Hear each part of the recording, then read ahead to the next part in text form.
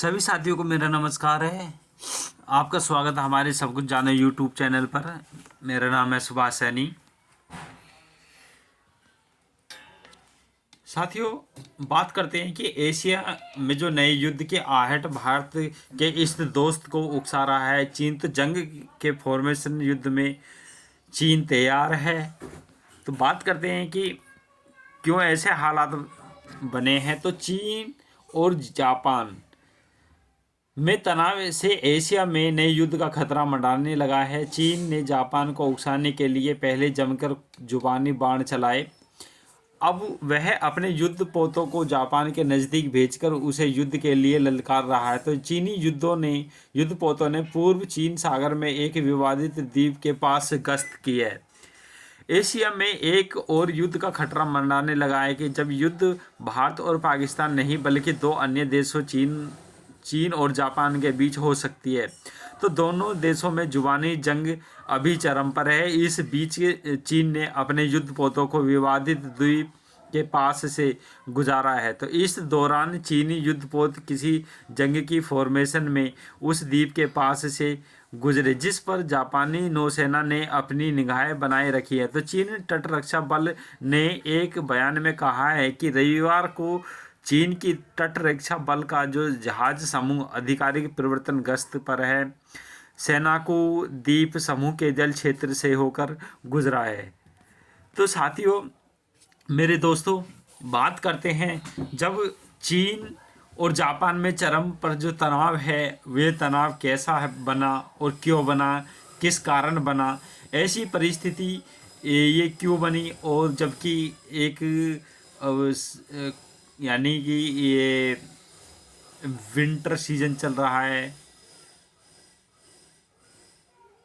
तो हर तरफ ठंडा क्षेत्र है। तो यह घटना ऐसे समय में हुई है जब बीजिंग अपने प्रधानमंत्री की ताइवान संबंधी टिप्पणी को लेकर जापान के साथ तनाव पर बढ़ रहा है। तो 7 नवंबर की जो जापानी प्रधानमंत्री साने ताइकेची द्वारा संसद में दिए गए बयान के बाद चीन और जापान के बीच कूटनीति विवाद और बढ़ रहा है। तो दोस्तों, लोकतंत्र रूप से शासित ताइवान पर चीन के किसी भी काल्पनिक हमले से टोक्यो की ओर से सैन्य प्रतिक्रिया हो सकती है। तो जापान के प्रधानमंत्री जो पीएम हैं, बयान पर भड़का है चीन।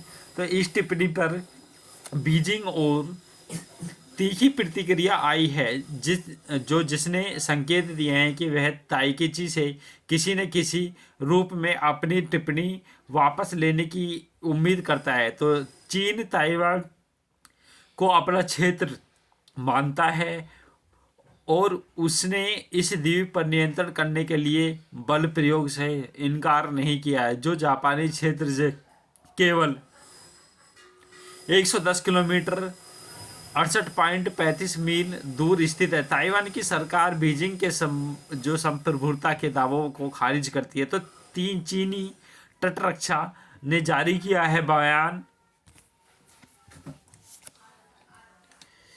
बयान में कहा गया है कि चीनी तटरक्षक पोत 1307 ने दियो ओयो द्वीप समूह के क्षेत्रीय जल क्षेत्र में गश्त की है।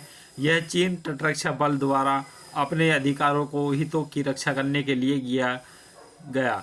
तो एक वैध गश्ती अभियान था। चीन और जापान प्रशासित जो द्वीप हैं, जिन्होंने बीजिंग दिया ओई और टोक्यो सेनकाकू कहता है के आसपास बार बार आमने सामने आ चुके हैं। तो चीन राजनयिक ने सिर काटने की धमकी दी है।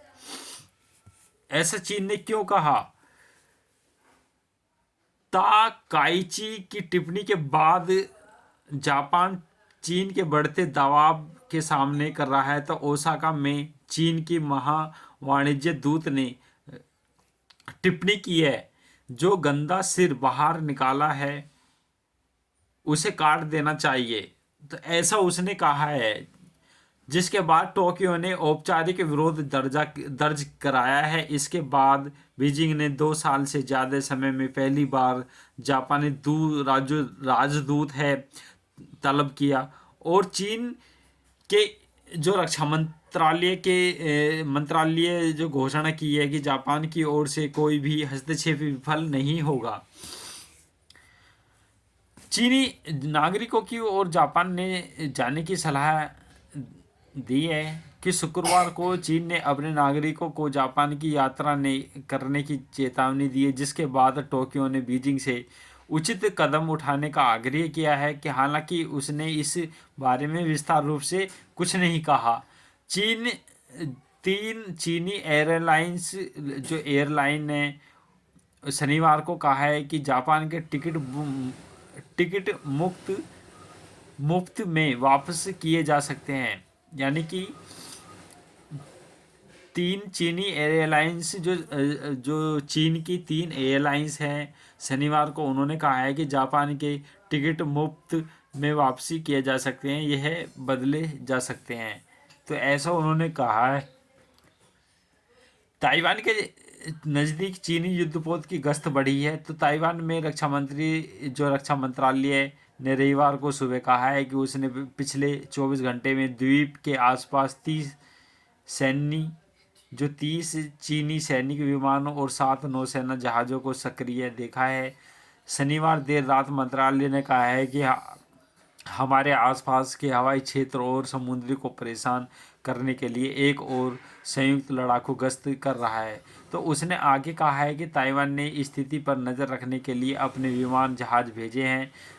ताइवान महीने में 2 बार ऐसी चीनी गश्तों की रिपोर्ट करता है, तो जिसे ताइपे एक सत्य सैन्य दबाव अभियान का हिस्सा बताता है। ताइवान की सरकार का कहना है कि केवल द्वीप के लोग ही उसका भविष्य तय कर सकते हैं। तो भारत के लिए ये क्यों अहम है? तो भारत का जो पड़ोसी, यानी कि जो पड़ोसी तो नहीं, भारत का जो दोस्त है जापान, एक रणनीति साझेदार है। हिंद प्रशांत क्षेत्र में भारत और जापान दोनों हित जबरदस्त तरीके से जुड़ते हैं। यदि चीन जापान के साथ तनाव बढ़ाता है तो यह पूरे एशिया प्रशांत क्षेत्र में ऐसी स्थिरता पैदा कर सकता है जिससे भारत की सुरक्षा रणनीति पर भी असर पड़ेगा। तो जापान की मिसाइल तैनाती और नौसेना सामरिक मजबूती भारत के लिए भारत चीन शक्ति संतुलन बैलेंस ऑफ द पावर की दृष्टि से महत्वपूर्ण हो सकती है। तो साथियों, मेरे प्यारे दोस्तों, साथ ही चीन यह कदम क्षेत्रीय दबाव बढ़ाने की रणनीति का हिस्सा माना जा रहा है। तो सिर्फ जापान तक सीमित नहीं है बल्कि एशिया प्रशांत में उसकी विस्तार योग्य को दिखाता है। तो साथियों, ये अपडेट इतनी थी, यह हमारी इन्फॉर्मेशन वीडियो। साथियों, इस वीडियो को शेयर और सब्सक्राइब कर सकते हैं अपने मित्रों में। Thank you for watching this video.